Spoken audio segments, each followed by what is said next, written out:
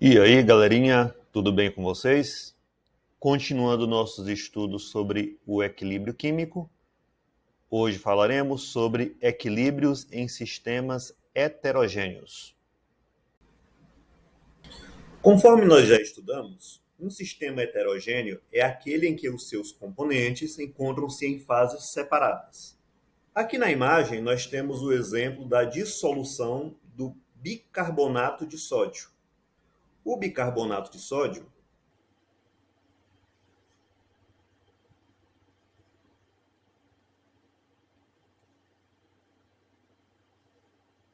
em meio aquoso vai formar os íons do carbonato de sódio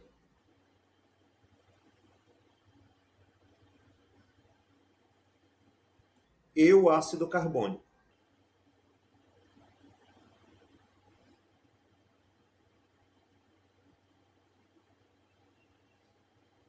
No entanto, o ácido carbônico é um ácido instável,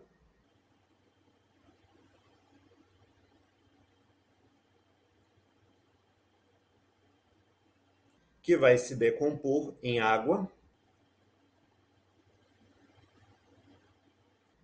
líquida e gás carbônico. Como o sistema é aberto, todo o gás gerado vai ser liberado, deslocando assim o equilíbrio no sentido dos produtos. Por isso, observamos esta efervescência na dissolução do bicarbonato de sódio. Como o gás encontra-se numa fase separada do líquido, temos um equilíbrio heterogêneo. E como expressamos a constante de equilíbrio para um sistema heterogêneo? Aqui nós temos o exemplo do oxalato de cálcio, que é o principal componente do famigerado cálculo renal, ou a pedra no rim. Como que fica a expressão da constante deste equilíbrio em termos de concentração? A constante de equilíbrio é a concentração dos produtos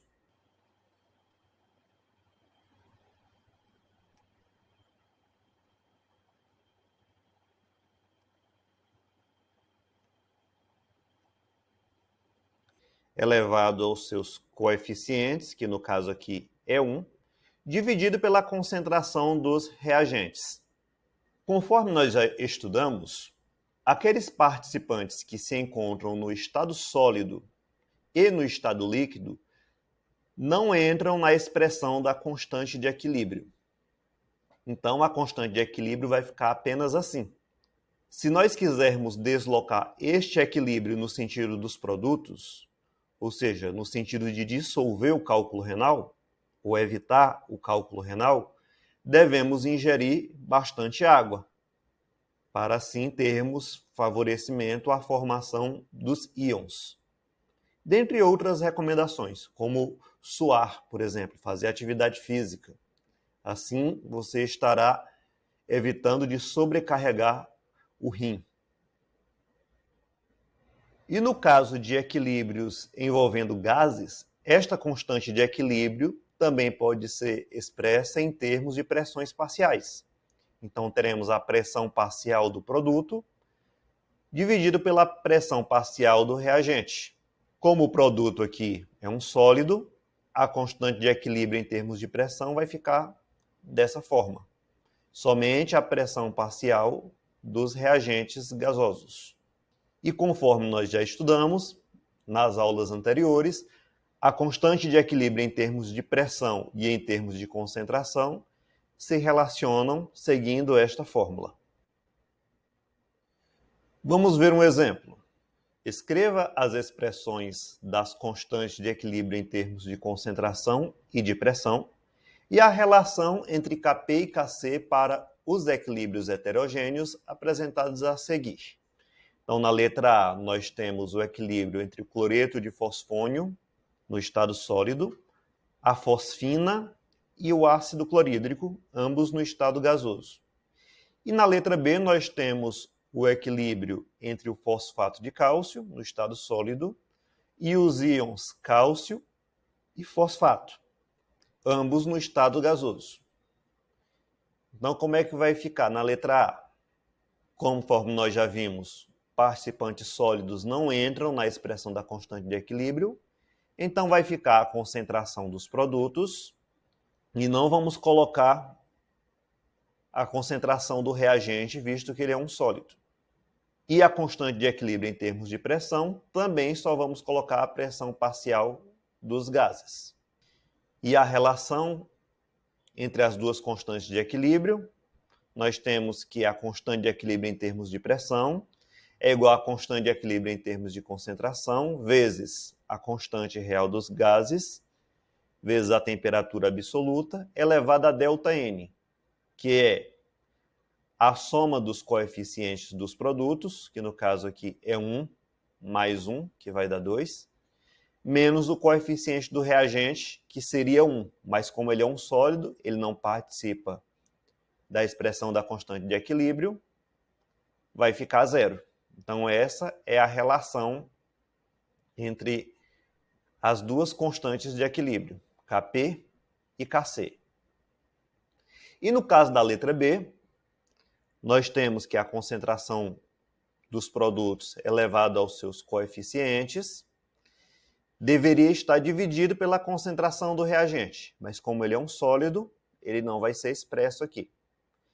Como nós não temos gases participando deste equilíbrio da letra B, não há uma constante de equilíbrio em termos de pressão para ser expresso. Segunda questão. O equilíbrio heterogêneo representado abaixo possui uma constante de equilíbrio em termos de concentração igual a 600 a uma temperatura de 1600 Kelvin. Escreva a expressão da sua constante de equilíbrio em termos de concentração e calcule o valor da constante de equilíbrio em termos de pressão nessa temperatura. Então temos aqui o óxido de níquel no estado sólido reagindo com o monóxido de carbono no estado gasoso, em equilíbrio com o níquel no estado sólido e o gás carbônico. Então, mais uma vez, temos equilíbrio heterogêneo. Então, como vai ficar a expressão da constante de equilíbrio em termos de concentração? A concentração dos produtos dividido pela concentração dos reagentes.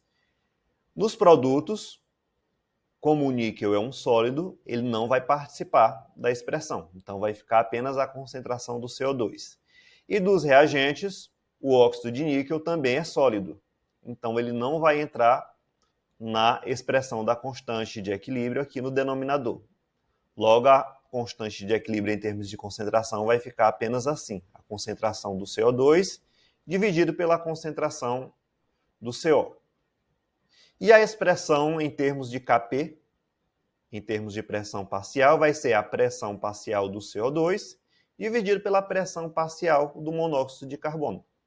Ou seja, assim. E a relação entre ambos será Kp igual a Kc vezes constante real dos gases vezes a temperatura absoluta, elevado à variação dos coeficientes. O coeficiente do CO2 é 1 e o coeficiente do CO também é 1. Então, 1 menos 1, 0. Todo número elevado a 0 é 1. Logo, o Kc vai ser igual ao Kp. Logo, o Kp também será 600. E como que um equilíbrio heterogêneo pode ser perturbado? Ele vai continuar seguindo o princípio de Le Chatelier. Quando você adiciona ou remove um reagente ou produto, o equilíbrio vai ser deslocado no sentido de formar aquele produto que foi retirado ou de consumir aquele produto que foi adicionado.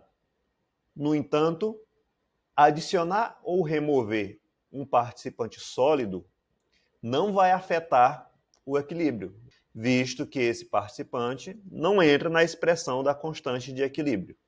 O aumento da pressão favorece aquele lado do equilíbrio que ocupa menor volume. Ou seja, neste equilíbrio aqui, quem ocupa menor volume é o sólido. O gás sempre vai ocupar todo o volume do recipiente. Logo, aumentar a pressão aqui vai deslocar o equilíbrio no sentido do produto. E a temperatura? O aumento da temperatura favorece aquele processo que absorve calor, ou seja, vai favorecer a reação endotérmica. Se a reação direta for endotérmica, vai favorecer a formação dos produtos. Se a reação direta for exotérmica, vai favorecer a formação dos reagentes. Neste exemplo em questão, temos que o ΔH é maior que zero, ou seja, temos uma reação endotérmica. Logo, o aumento da temperatura vai favorecer a formação dos produtos. E a solubilidade dos gases nos líquidos? Ela pode ser afetada tanto pela temperatura quanto pela pressão. No caso da temperatura, a solubilidade dos gases, via de regra, ela diminui com o aumento da temperatura. Por isso que, quando você aquece um refrigerante, por exemplo, ele estando fechado, quando você abri-lo, ele vai jorrar de uma vez, porque aquele gás vai ser liberado mais rapidamente. A sua solubilidade no líquido diminui. Por outro lado, o aumento da pressão favorece a dissolução do gás no líquido.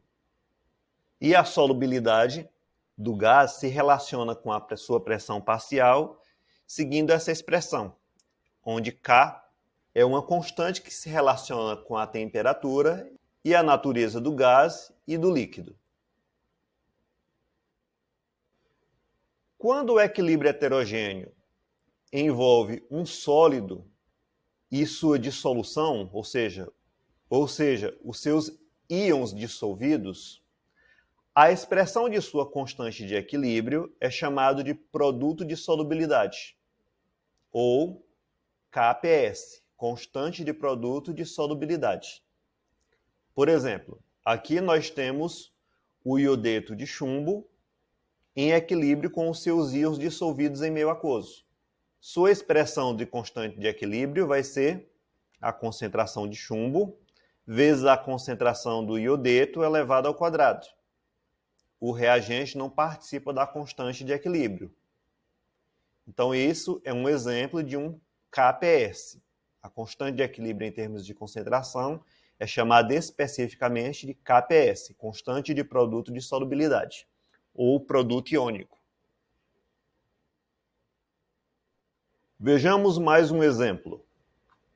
Em um laboratório, os alunos receberam 4 frascos, A, B, C e D, contendo amostras sólidas desconhecidas. Cada amostra poderia ser hidróxido de estrôncio, hidróxido de berílio, hidróxido de cálcio ou hidróxido de magnésio. A tabela mostra os valores das constantes de produto de solubilidade de cada substância. Então, temos aqui o produto de solubilidade de cada um desses hidróxidos. O menos solúvel dentre eles é o hidróxido de estrôncio. E o mais solúvel é o hidróxido de cálcio.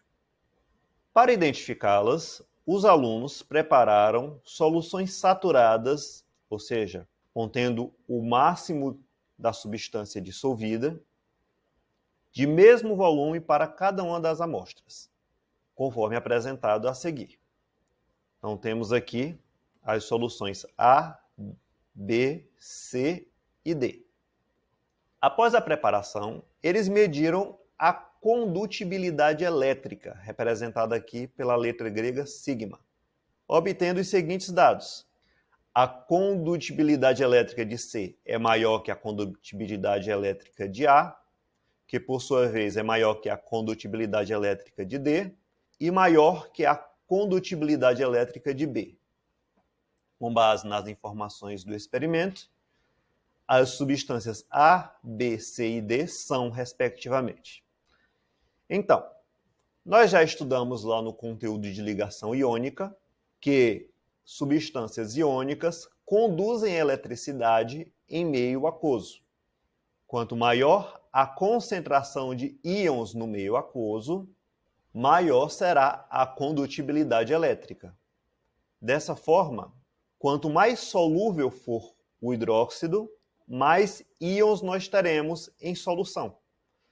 Portanto, de maior condutibilidade elétrica, deve ser o hidróxido de cálcio, que é o que tem maior KPS. Logo, o hidróxido de cálcio deve ser a substância C. Em segundo lugar, nós temos que o de maior condutibilidade elétrica deve ser o hidróxido de magnésio, que tem o segundo maior KPS. Então, isso aqui deve ser a substância A. Seguindo a ordem, nós teríamos o D e, por fim, o B. Logo, as substâncias A, B, C e D são, respectivamente, hidróxido de magnésio, hidróxido de estrôncio, hidróxido de cálcio e hidróxido de berílio, ou seja, letra B. Então é isso aí, pessoal. Dúvidas? Podem mandar mensagens, resolvam as atividades e até a próxima. Valeu, falou, tchau!